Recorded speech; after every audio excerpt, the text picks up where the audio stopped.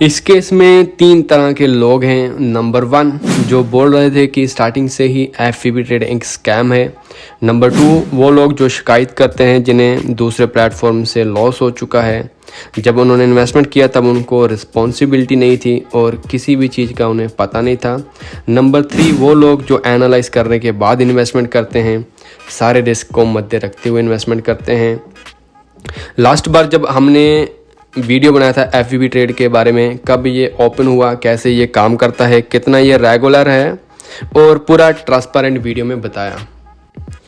और जो सच है वो किसी को भी नहीं पता कि कंपनी में सचमुच में क्या हुआ। हम उनका सिर्फ नोटिफिकेशन पढ़ सकते हैं जहां पर बताया जाता है कि सारे अकाउंट फ्रीज कर दिए गए हैं, और इसी चीज़ से अंदाज़ा लगाया जा सकता है कि एफवीबी ट्रेड ख़त्म हो चुका है और स्कैम कर दिया है। मैं इस वीडियो में अपनी राय बताऊंगा। जैसे कि ये प्लेटफॉर्म लॉन्च हुआ, मुझे लगा कि मैंने ऐसा प्लेटफॉर्म नहीं देखा कि इसे इतनी अच्छी तरह से लॉन्च किया गया, और मेरी सोच इस कंपनी की तरफ पॉजिटिव थी। लेकिन हम हर बार यही बताने की कोशिश करते हैं कि हमें कभी भी किसी भी प्लेटफॉर्म के शौकीन नहीं बनना, इमोशन नहीं रखना। आप सोचते हैं कि प्लेटफॉर्म मुझे अच्छा लगा, मैं इसमें ज़्यादा इन्वेस्टमेंट कर रहा हूँ। आपको लिमिट में रखना है और आपका ऑब्जेक्टिव ये होना चाहिए कि सचमुच में क्या होता है प्लेटफॉर्म में। एफवीबी ट्रेड के एनालाइज करने के बाद हमने एक वीडियो बनाया था एफवीबी ट्रेड पर, और इसके रिस्क को मद्दे रखते हुए प्लेटफॉर्म के बारे में बताया था कि कंपनी कभी भी बंद हो सकती है। कंपनी इसलैंड वर्जन में रजिस्टर्ड हुई है, कभी भी गायब हो सकती है, जैसे कि कुछ था ही नहीं। जितने भी प्लेटफॉर्म वहाँ पर रजिस्टर्ड होते हैं वो डेफिनेटली स्कैम ही करते हैं। चलो अगर परसेंट की बात करें तो परसेंट में बताया जा रहा है कि कंपनी पर एंटी लैंडिंग का नियंत्रण में है, यानी कि कंपनी पर दोष लगा है कि वो फ्रॉड का पैसा का ट्रांजैक्शन कर रहे हैं। हमने इन दिनों में क्या सोचा कि एफवीबी ट्रेड कितना टाइम चल पाएगा। जैसे कि इन्होंने जो कुछ शो किया, हमें लगा कि एफवीबी ट्रेड 1 साल 2 साल तक चल जाएगा। वो इसलिए एफवीबी ट्रेड ने ब्लैकबर्न को स्पॉन्सर किया और लास्ट में फार्मूला 1 को भी स्पॉन्सर किया। इस केस में जो शौक है वो सिर्फ हमें ही नहीं लगा, शौक इन बड़ी बड़ी कंपनियों को भी लगा कि एफवीबी ट्रेड एक स्कैम था। अगर एफवीबी ट्रेड फिर से कंटिन्यू करता है, लोगों का ट्रस्ट बढ़ जाएगा, जहाँ फिर उल्ट होगा, क्योंकि लोग डरे हुए हैं, इंस्टेंटली पैसा विड्रॉल कर लेंगे। इतनी बड़ी कंपनी ब्लैकबर्न एंड फार्मूला 1 जैसी कंपनी पता नहीं कर पाई कि एफवीबी ट्रेड एक स्कैम था। आप सोचिए एक आम व्यक्ति कैसे पता कर पाता कि एफवीबी ट्रेड एक स्कैम था। एफवीबी ट्रेड के पास जितने डॉक्यूमेंट थे उसे देखते हुए ऐसे लग रहा था कि एफवीबी ट्रेड कुछ लंबे समय तक चल पाता, लेकिन इसी चीज़ का किसी को भी अंदाज़ा नहीं था कि ये आजकल में ही बंद हो जाता। हमने एक वीडियो में बताया था कि कंपनी कभी भी बंद हो सकती है और कभी भी स्कैम कर सकती है। इसलिए हमने एक सिस्टम ढूंढा जिसके में रेफरल नहीं होगा, ये सेम प्रॉब्लम नहीं होगी, आप लोगों को और लोगों को इनविटेशन करना है। तो अब आपको सिंपली क्या करना है, नाव को चलते छोड़ देना है, देखना है कि आखिर तक क्या करता है एफवीबी ट्रेड।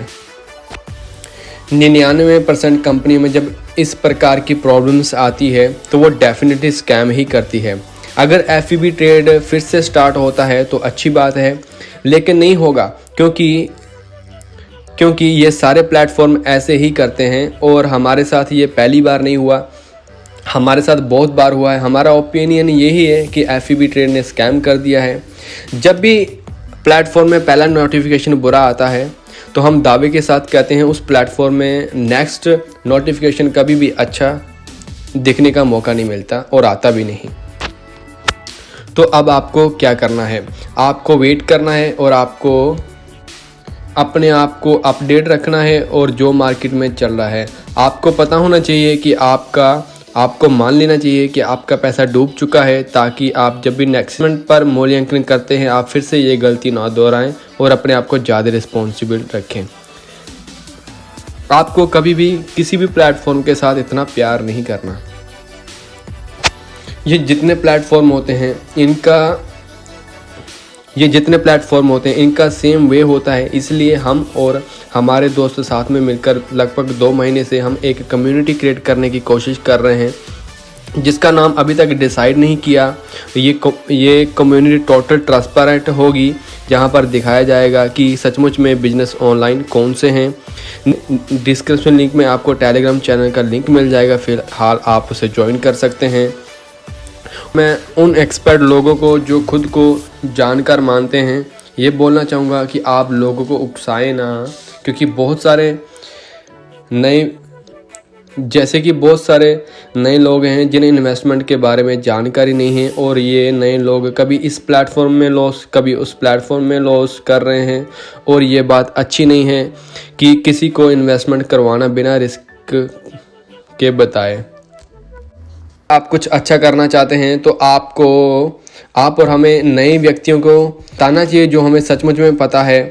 ऐसे आप एक दूसरे की हेल्प कर सकते हैं। अगर आप किसी प्लेटफॉर्म को ज्वाइन कर रहे हैं और किसी को करवाना चाहते हैं तो रिस्क के बारे में बताएं, फ्यूचर में जिस चीज़ का उनको सामना करना पड़ सकता है। अगर आप अभी भी इन प्लेटफॉर्म पर इन्वेस्टमेंट करना चाहते हो तो कर सकते हैं। याद रहे कि ये प्लेटफॉर्म हाई रिस्की होती हैं। अगर आप किसी के प्लान के बारे में बताते हो तो आपको थोड़ा रिस्पॉन्सिबल एंड करेक्टनेस होना चाहिए, क्लियरली समझाना चाहिए जब आप किसी के प्लेटफॉर्म के बारे में बताते हो। और मैं सचमुच में देखता हूँ कि बहुत सारे लोग धोखे से इन प्लान को बहुत बड़ी अपॉर्चुनिटी बोलकर प्रमोट करते हैं।